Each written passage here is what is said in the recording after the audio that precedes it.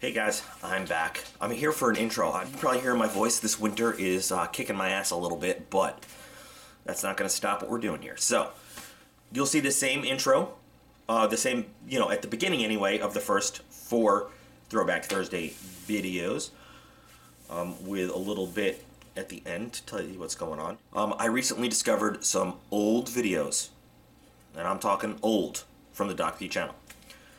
If you're familiar a little bit with the history, if you've been following me for a while, great. If you're kind of relatively new. So I originally started my channel in 2012 while I was deployed, looking for some advice from the world, doing some knife modifications, getting into the customization and stuff.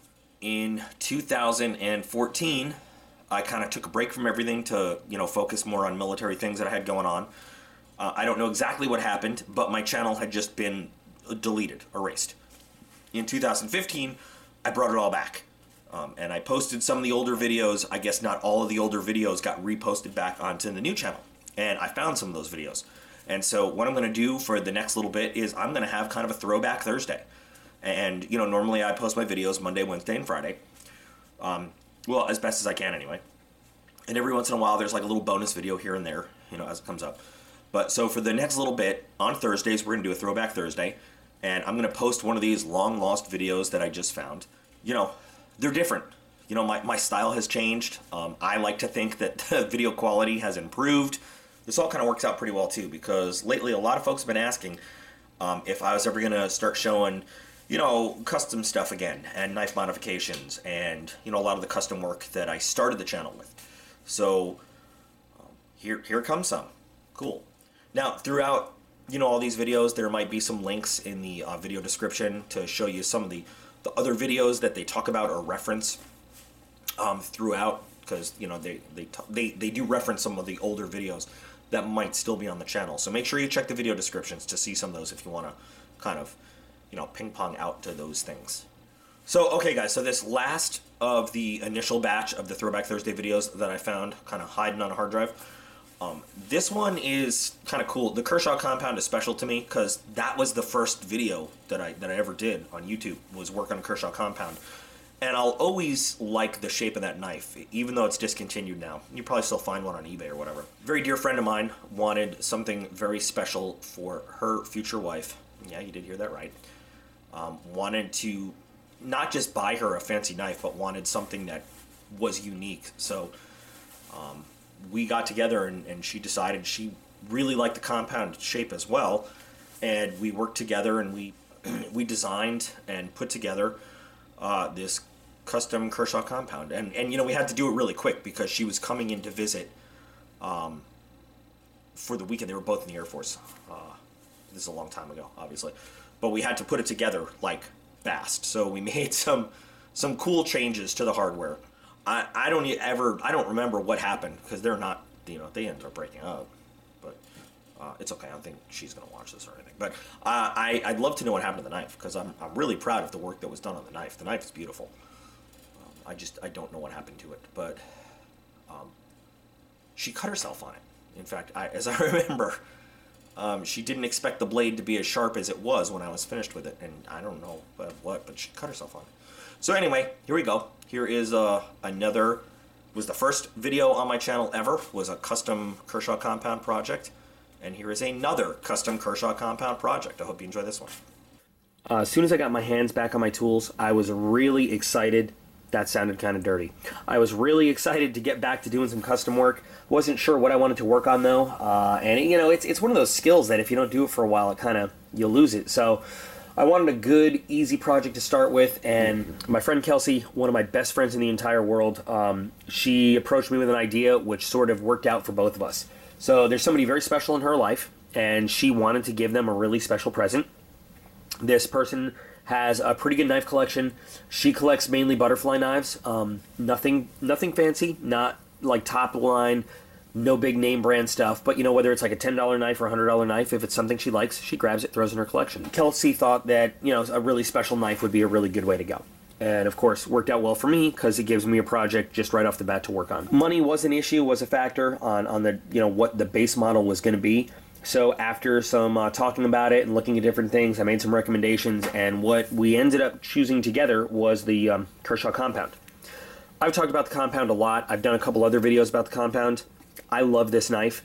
If you're looking for one of the cheaper knives, good value, low price, this is a super good way to go. I think the most I've ever paid for one of these is 20 bucks, and most of the ones I've gotten, I've had about 6 of them so far, have been even cheaper. So you're not going to get like super great materials to start with. Not that you're going to get a crappy knife, but 8 CR13 steel, I think 420 liners. You'll get the standard Kershaw bead blast finish blade with black plastic handles like they put on just about a million of their things. But you do get the speed safe spring assist opening, which especially for a knife this cheap is a cool feature to have, and this speed safe is just lightning fast and feels real good. Looking at the size of the knife, whether you have little tiny hands or medium hands or even large but not huge enormous hands, this fits just about everybody. So you really just overall you can't go wrong with the Kershaw compound. So this is what we decided we were going to start the project with.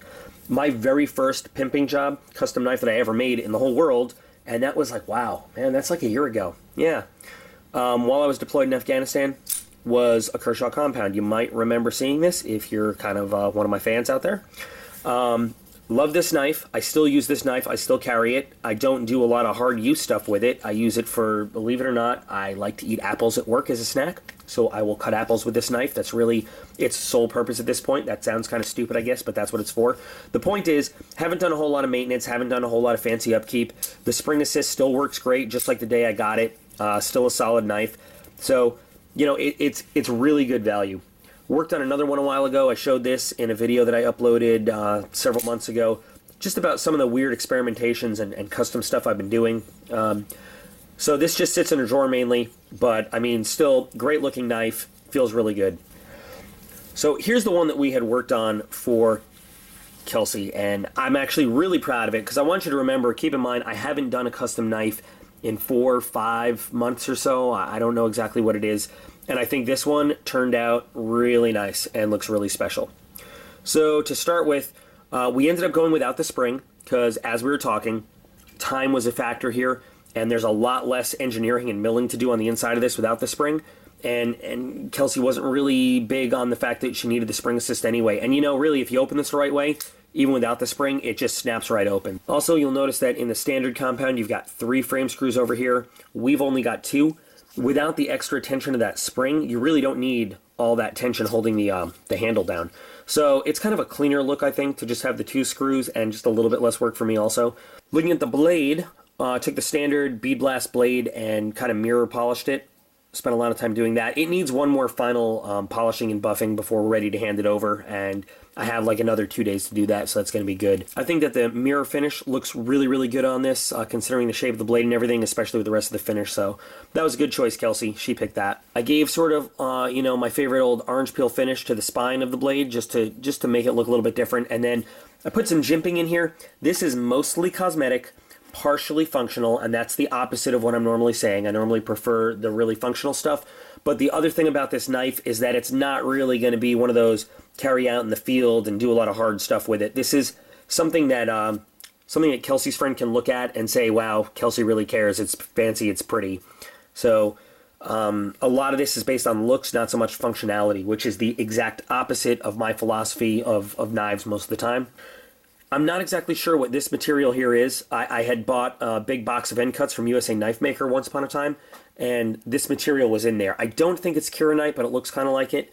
It's cool though. You can see it's got like an acrylic clear layer on whatever this mother of pearl type stuff is, and then a green background.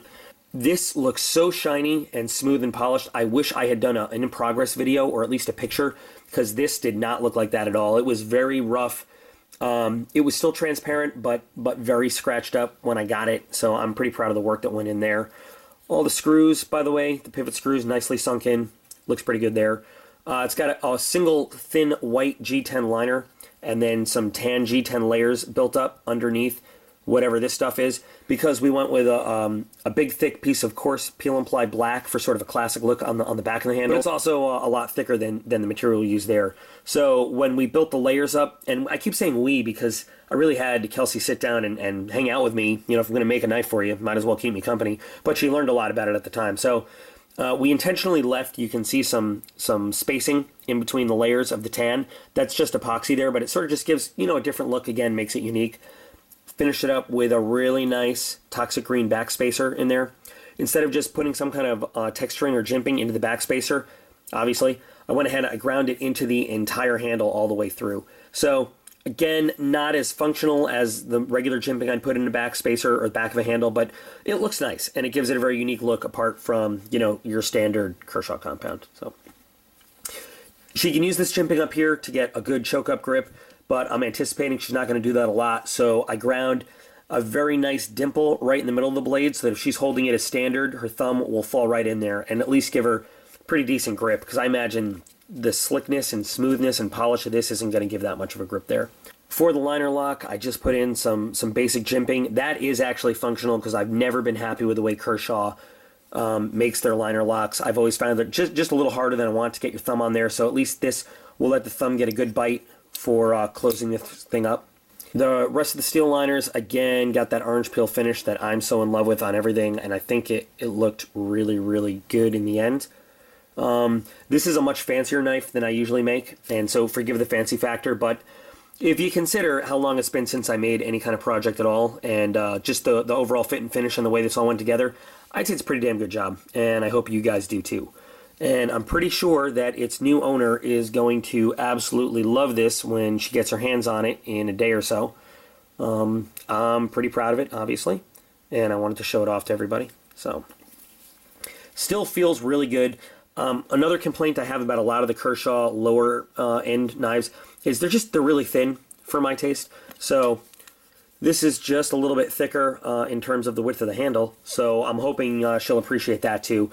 I feel like I get a much better grip on this than I would on the standard over there, and I think she will too. Anyway, that's it, guys. Just one thing to show you. You know what I've got coming up in the near future. You know how the Benchmade giveaway is going to work. I really hope you enter. There's really no reason not to. And I just want that knife that I give away, well, all the knives, because it's not just one I'm giving away, to go to really good homes, people that'll appreciate them. So, yeah.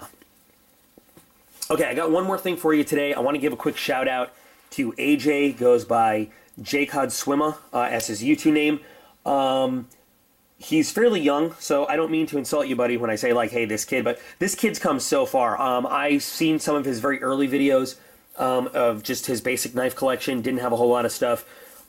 He's talked to me a lot. I know he's asked a lot of guys that he's seen do this custom work, how they do it, and some tips and tricks and stuff, and I'm always willing to share knowledge. So, it's really cool to watch how he's learned like I did by experience. Watch a video and then try to emulate it and see what you can do. So he's doing a lot of great custom work on his own. So number one, I just want to give a shout out to him because I think that's the way to go. So here's the deal, AJ. I got this old Benchmade 910. It's one of my favorite knives. It's the non-nitrous striker. See, it's Tanto blade. This one's been reground a little bit. It's in fairly good condition. It's not the best.